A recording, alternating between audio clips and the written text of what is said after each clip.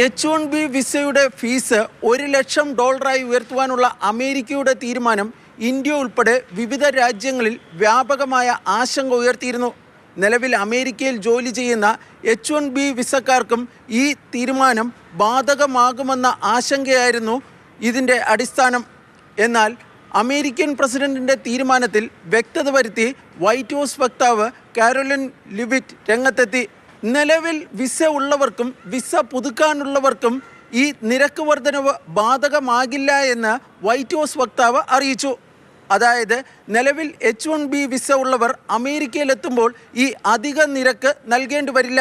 Visa നിരക്ക് $1,00,000 വർദ്ധിപ്പിച്ചത് വാർഷിക ഫീസിലുണ്ടായ വർധനവല്ല എന്നും വൈറ്റ് ഹൗസ് വക്താവ് വ്യക്തമാക്കി.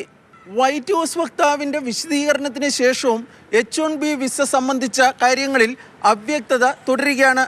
ഇതിനിടെയാണ് ഇന്ത്യ അമേരിക്ക വ്യാപാര കരാറിന് അന്തിമ രൂപം നൽകുന്നതിന് ഉള്ള ചർച്ചകൾക്കായി ഇന്ത്യൻ സംഘം നാളെ വാഷിംഗ്ടണിലെത്തുന്നത്.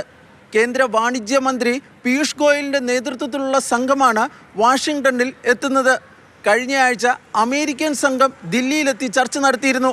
ഈ ചർച്ചകൾ ഫലപ്രദമായിരുന്നുവെന്നാണ് ഔദ്യോഗികമായി അറിയിച്ചിട്ടുള്ളത്. B Balagopal, Mathrubhumi news, Delhi.